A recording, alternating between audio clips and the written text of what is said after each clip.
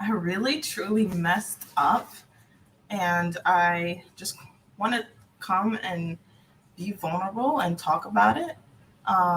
And because I feel like a lot of people will be able to relate to this. So if you're tuning in live, give me a hashtag here. And if you're tuning in on a replay, then give me a hashtag replay.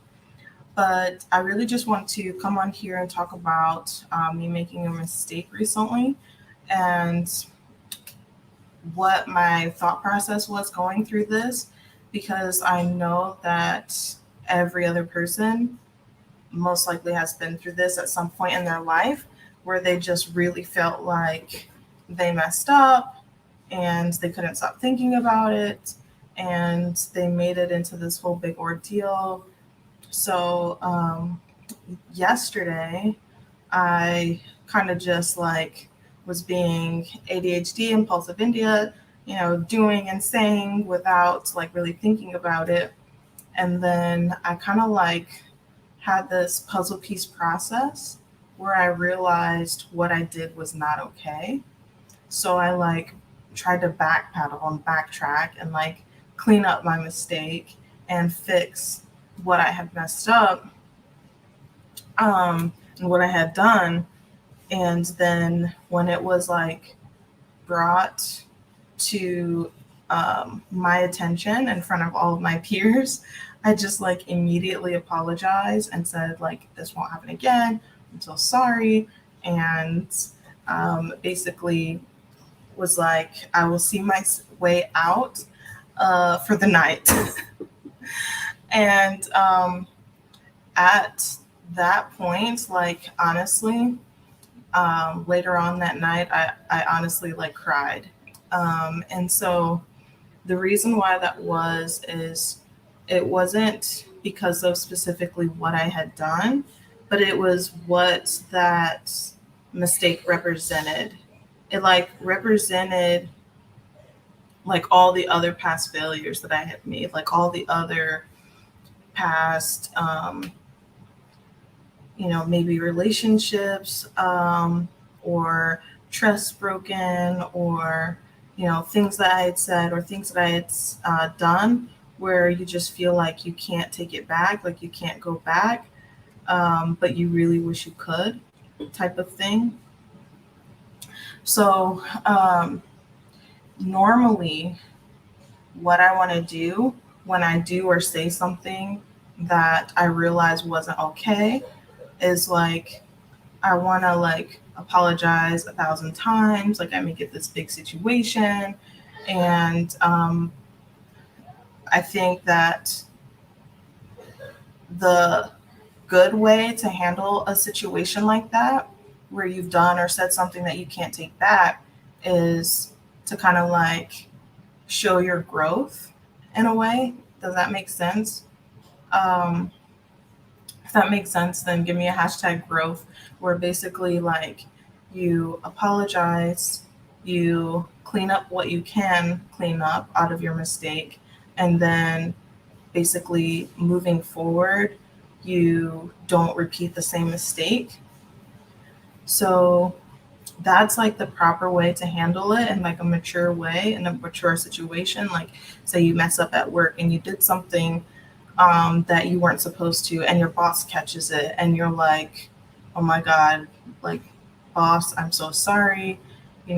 I didn't mean for that to happen. And they're like, it's okay, I forgive you, type of situation. Um, and so it's basically like one of those types of situations. And so, like I said, like I ended up crying about the situation, but it wasn't specifically only me crying about that situation. It was literally because that situation that happened literally represented all the other impulsive mistakes that I've ever made, or all the other impulsive things that I've said that have led to maybe me being seen in a way that I didn't want to be seen. Because I usually have really good intentions, but sometimes like I joke and I kid and it goes way too far.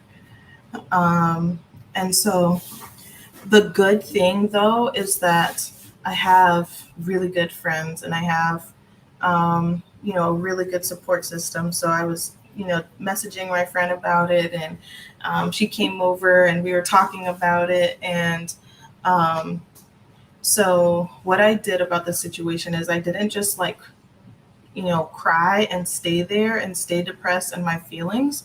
What I did was at night before bed, I kept like reassuring myself, and I kept reassuring myself that like things will be okay, that it's not just all about you. Because sometimes we have like the tendency to, like, when we've messed up, sometimes like play victim. Isn't that weird? Like sometimes we've messed up, but we play the victim.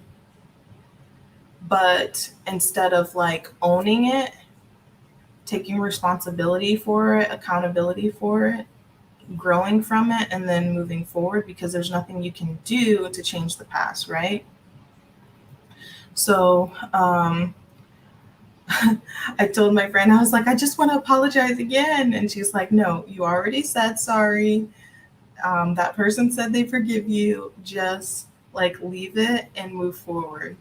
And so in that moment, it was like nice, because I was thinking about like, I'm so happy that I have a friend to bounce things off of, so that I'm not just like constantly bringing it up all the time and kind of like redigging a deeper hole in the situation, or kind of like putting dirt in a wound, or like picking a scab and like, not allowing it to heal, or not allowing things to just pass. You know what I mean?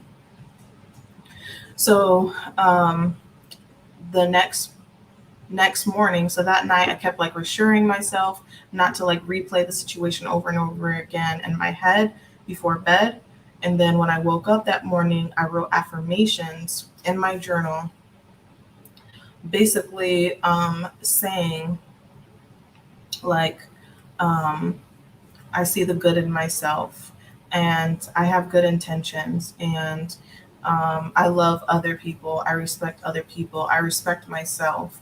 And basically anything that was negative that I had kind of like depicted, that other people are probably viewing me as like I don't have any self respect, or that I take things too far, or that I joke too far, or that, you know, X, Y, and Z about India, like anything.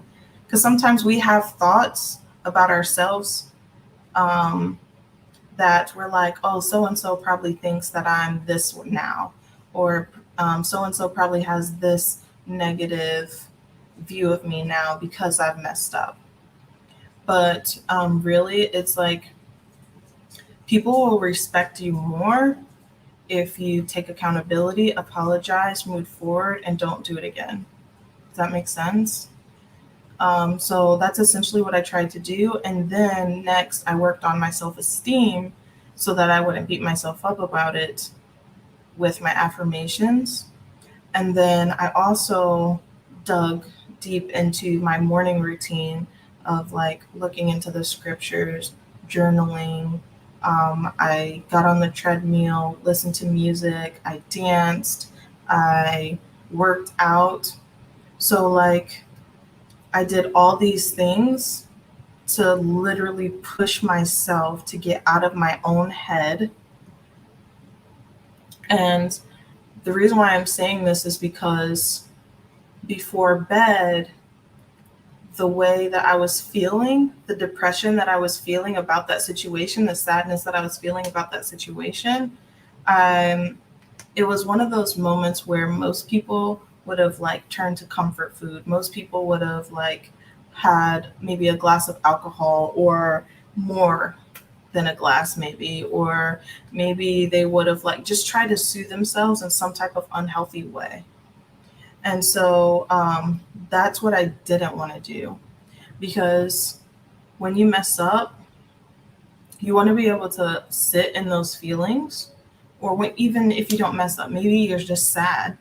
And because emotional eating is something that I come across a lot with potential clients, and also clients when they're in the beginning of their journey with me. And if I could have all of my clients have therapists, then I would, because a lot of the overeating, overindulging sometimes comes from like emotional eating and not knowing how to deal with your emotions in a positive way, or in a healthy way, should I say. So, like I said, in that moment of depression, in that moment of just like, woe is me, I messed up in front of all my colleagues type of thing, then I was trying to dig myself out by like, okay, let me assess the situation. Like, what can I do better next time? Let me sit in my feelings. Let me allow myself to cry. Let me allow myself to feel the pain, rather than like trying to run from it with food, or trying to run from it with alcohol, or trying to run from it with something else, um, or like a sleeping pill. Like, um, my insomnia used to be extremely bad, extremely bad. So I have sleeping pills. Like, I could have just like taken my old insomnia medications and tried to self-soothe that way, and just be like, I'm just gonna, because all of us, when we're sad, or things aren't going our way, a lot of us just want to go to bed. We just want to hide away and sleep away from the pain. So I could have just taken a sleeping pill and try to hide and run from my problems. But it's so important to be able to allow yourself to cry. Those emotions are there for a reason. Those emotions are there for a reason when you're sad. Um, and even for a second, even for a slight second there, when I was crying, I was like, oh, India, your depression's coming back. But then it's like, no, you're human, like, um, we're, as humans, we're supposed to be able to get sad. We're supposed to have moments where we cry. And so many times, instead of allowing ourselves to actually feel that sadness, to allow ourselves to cry, to allow ourselves to be vulnerable, we instead look to food, look to maybe some other form of running away, whether that's alcohol, drugs. In my case, it could have been a sleeping pill to just put myself to sleep in and maybe not get out of bed the next day.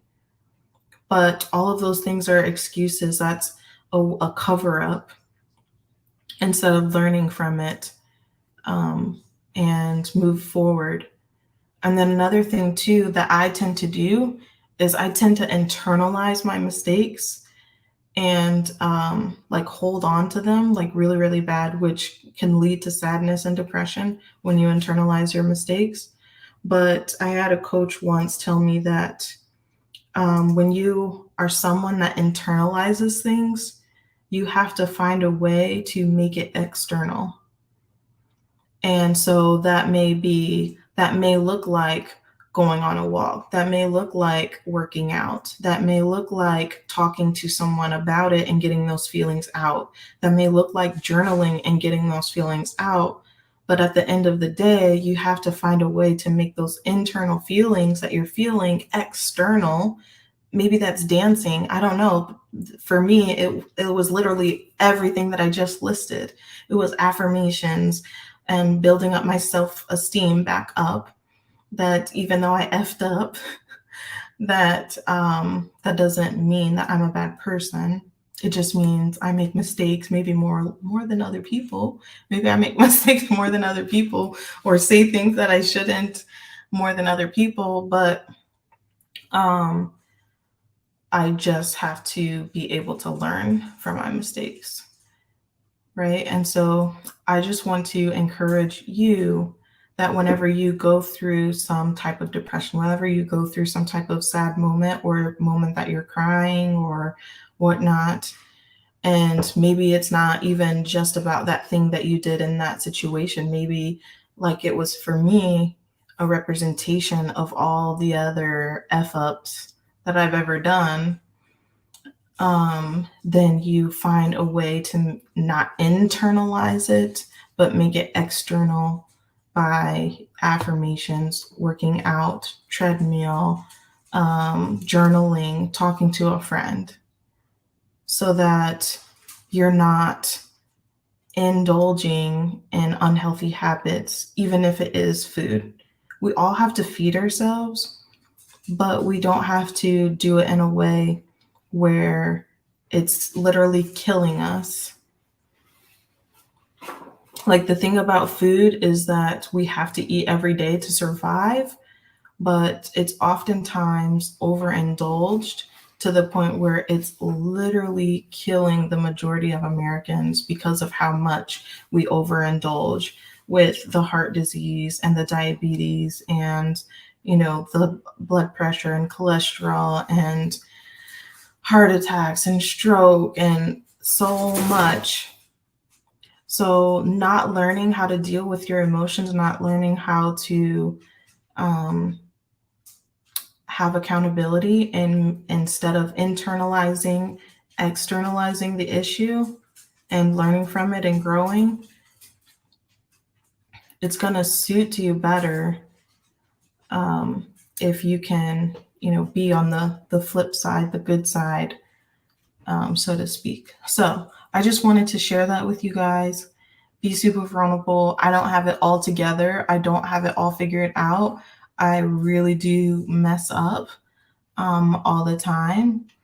I really am have the tendency to be impulsive or do or say things that maybe I didn't really think something through. At the moment, it seemed like it was fine, but then I'll look back in hindsight 2020, it wasn't okay.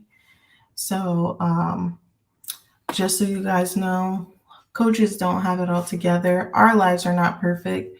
We simply just have a calling to the knowledge that we've learned about nutrition and fitness, because so many people are in the dark about it, and because so many people are dying slowly, dying a slow death because of the fact that they're in the dark about nutrition and fitness, then we just take it upon ourselves to make sure that we educate others about fitness and nutrition so that they don't have to deal with their emotions in an unhealthy way of eating, drinking, smoking, drugs, and overindulging on foods that are slowly killing them. So I hope this helps someone. If you could relate in any way, then give me a hashtag me too. And I hope that you guys have a good night. My name is Coach Indy. I'm a certified fitness coach and certified nutritionist, and I help medical field moms to be able to build a thick, fit body without cutting carbs out of their diet, without counting carbs or counting calories. So I hope you guys have a really, really good night, and I will see you guys next time. Tomorrow at 9 p.m. Eastern Standard Time. I go live Monday through Friday, 9 p.m. Eastern Standard Time. So have a great evening. Bye.